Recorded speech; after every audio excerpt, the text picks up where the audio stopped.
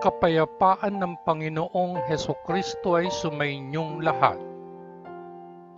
Magandang araw sa inyong lahat, saan mang sulok ng mundo kayo naroroon sa mga sandaling ito. Ang pagninilay sa mabuting balita sa araw na ito ay pinamagatang ang pinakamataas na layunin ng pag-aaral ay ang kilalanin ang Diyos. Ang unang pagbasa sa banal na kasulatan mula sa Aklat ng Mga Awit, Kabanata 119, mula unang talata hanggang 16 na talata.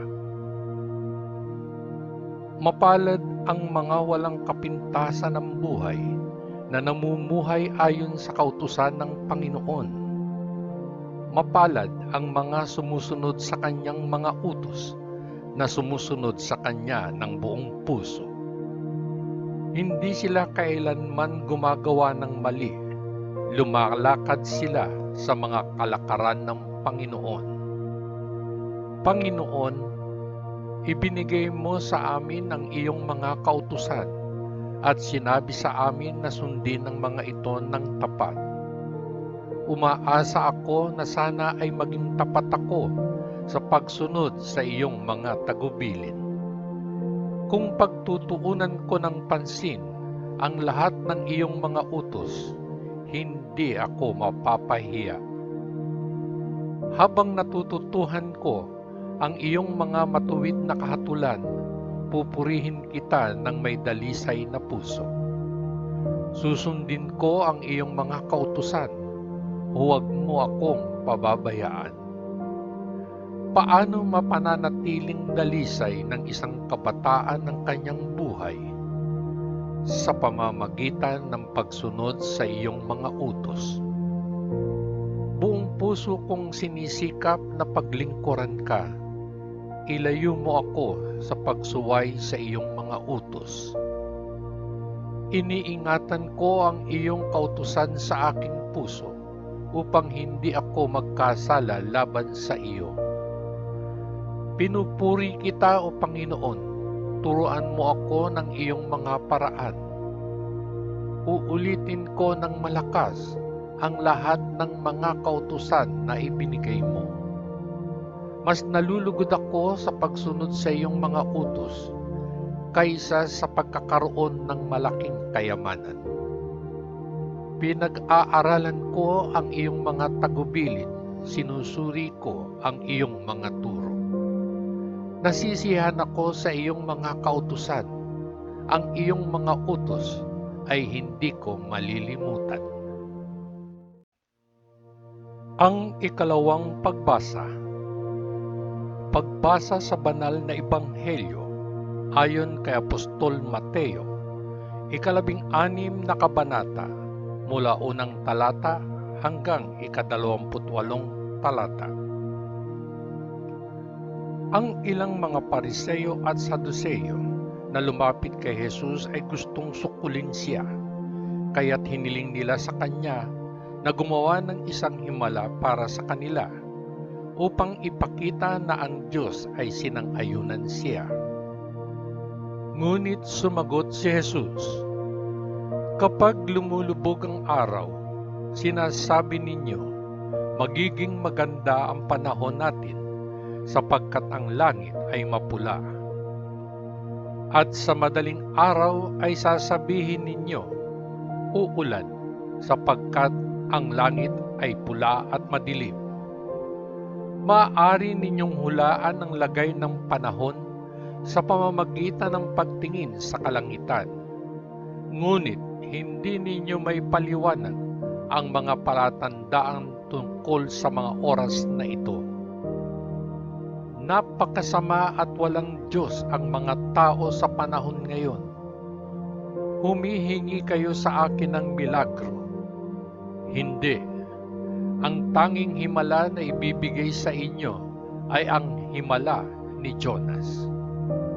Kaya't iniwan niya sila at umalis. Nang tumawid ang mga alagad sa kabilang ibayo ng lawa, nakalimutan nilang magdala ng tinapay. Sinabi sa kanila ni Jesus, "Mag-ingat kayo, maging mapagbantay kayo laban sa lebadura ng mga Pariseo at Saduceo." Nagsimula silang mag-usap-usap. Sinasabi niya ito dahil wala tayong dalang tinapay. Alam ni Jesus ang kanilang sinasabi, kaya't tinanong niya sila, "Bakit kayo nag-uusap tungkol sa kawalan ng tinapay? Napakaliit ng pananampalataya ninyo. Hindi pa ba ninyo naiintindihan? Hindi ba ninyo natatandaan noong pinagputol-putol ko ang 5 tinapay para sa 5,000 tao? Ilang basket ang napuno ninyo? At paano naman ang 7 tinapay para sa 4,000 tao? Ilang basket ang napuno ninyo? Paanong hindi ninyo naiintindihan na hindi tinapay ang tinutukoy ko sa inyo?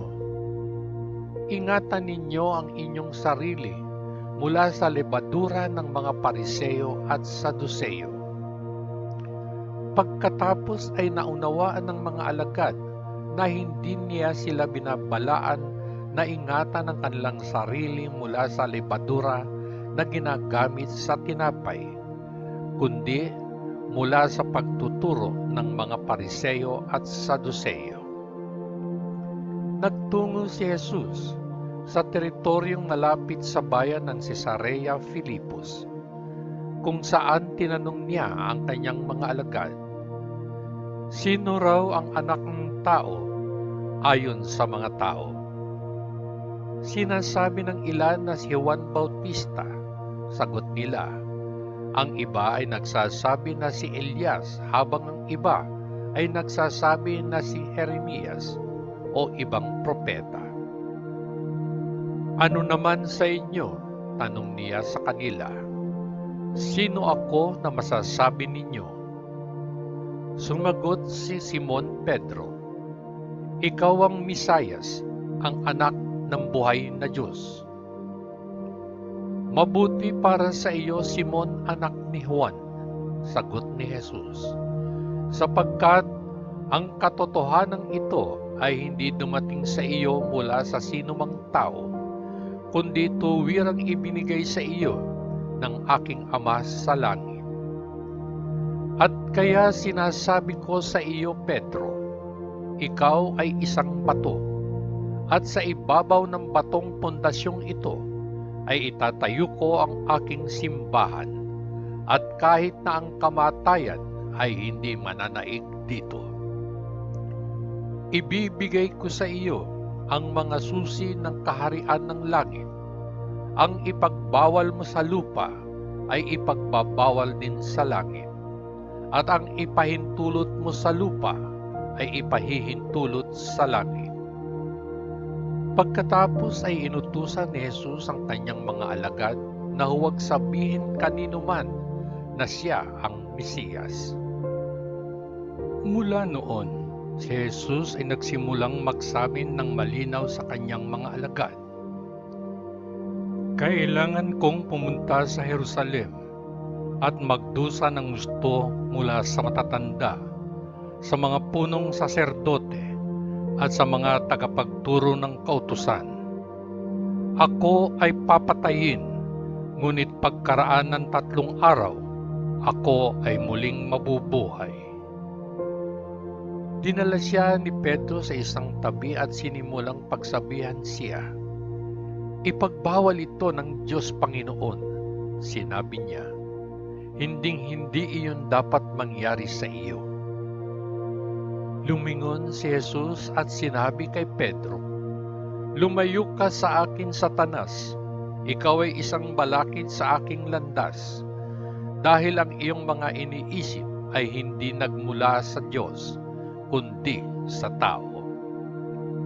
Pagkatapos ay sinabi ni Jesus sa kanyang mga alagad, "Kung sino man ang gustong sumama sa akin, dapat niyang kalimutan ang kanyang sarili, pasanin ang kanyang krus at sumunod sa akin. Sapagkat ang sinumang nagnanais na iligtas ang kanyang sariling buhay ay mawawalan nito. Ngunit ang sinumang mawalan ng kanyang buhay alang-alang sa akin ay makakasumpong nito. May mapapala ba ang isang tao kung mapagtagumpayan niya ang buong mundo, ngunit mawala ang kanyang buhay?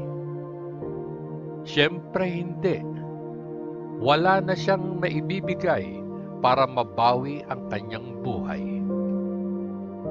Sapagkat ang anak ng tao ay darating sa kaluwalhatian ng kanyang ama kasama ang kanyang mga anghel, at pagkatapos ay gagantimpalaan niya ang bawat isa ayon sa kanyang mga gawa. Tinitiyak ko sa inyo na may ilan dito na hindi mamamatay hanggat hindi nila nakikita ang anak ng tao na dumating bilang hari.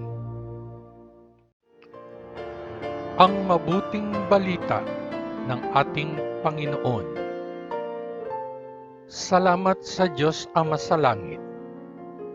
Sa ngalan ng Panginoong Hesukristo na ating manunubos. Amen. Amen. Amen. Peace. Muli, ako'y bumabati sa inyong lahat ng isang magandang araw, saan mang sulok ng mundo kayo naroroon sa mga sandaling ito. Sa araw na ito, nais kong i-share sa inyo ang aking maikling reflection tungkol sa kababasa ko lang sa araw na ito ng mabuting balita mula sa aklat ng mga awit. Ito ay pinamagatang Turuan Mo Ako. Dalawa sa kapatid ng nanay ko ay mga guro sa elementarya na nakapag-asawa rin ng pareho nilang guro sa elementarya. Ang ate ko ay nagturo rin sa isang kilalang universidad dito sa Pilipinas. Kaya ako ay hindi kailanman nahirapang akapin ang ideya na ang pag-aaral ay isang kapaki-pakinabang na karanasan. Ako ay laging sabik na matuto ng mga bagong estatistika o maghukay ng isa pang kapanapanabik na piraso ng impormasyon. Ngunit alam ko na maraming tao ang hindi ganoon ang pag-iisip. Hindi nila gustong magbasa ng higit pa sa talagang kailangan nila, at wala silang pakialam na hamunin ang kanilang sarili sa pag-iisip. Mukhang wala silang pagnanais na matuto pa tungkol sa buhay. Sa isang article sa Our Daily Bread na isinulat ni Mr. J. David Brannan, ang aking nabasa, sinulat niya ang mga mensaheng ito. Kung nais nating umunlad spiritually, dapat nating naisin na matuto. Dapat tayong magutom para sa higit na kaalaman sa Diyos at mas malalim na pag-unawa sa kung ano ang nais niya sa atin. Ito ang saloobin ng manunulat ng awit Kabanata 119. Sa buong bahagi ng mahabang kabanatang ito, ang may akda ay gumawa ng mga pahayag tulad ng mga sumusunod. Una nating basahin ang talata 7. Habang natututuhan ko ang iyong mga matuwid na kahatulan, pupurihin kita ng may dalisay na puso. Pagkatapos, basahin natin ang talata 12. Pinupuri kita, O Panginoon, turuan mo ako ng iyong mga paraan. Pagkatapos, basahin naman natin ang bersikulo 66. Bigyan mo ako ng karunungan at kaalaman sapagkat nagtitiwala ako sa iyong mga utos. At panghuli, basahin natin ang bersikulo 73. Nilikha mo ako at iniingatan mo ako. Bigyan mo ako ng pangunawa upang matutuhan ko ang iyong mga kautusan. Para mas mabuti nating makilala ang Diyos, kailangan natin ng pag-uugaling turuan mo ako. Kung gugugulin natin ang walang hanggan sa pagsamba sa Kanya, hindi ba't dapat nating alamin ang lahat ng ating makakaya tungkol sa Kanya ngayon? Napakagandang mensahe, di ba? At dahil sa mensaheng ito ni Mr. David Brannen, lalo akong na-inspire na pag-aralan ang mga salita ng Diyos. Ikaw kabayan, ano sa palagay mo? At sa puntong ito ko tatapusin ang aking maikling reflection sharing sa inyo. Sana'y naibigan po ninyo at nakapulutan ng magandang aral. At bago ako tuluyang magpaalam, iiwan ko sa inyo ang mensaheng ito na galing kay Espera. Dagdagan ang iyong kaalaman sa salita ng Diyos, sapagkat doon mo mahahanap ang karunungan na kailangan mo sa buhay, na nagmumula sa sariling isip ng Diyos.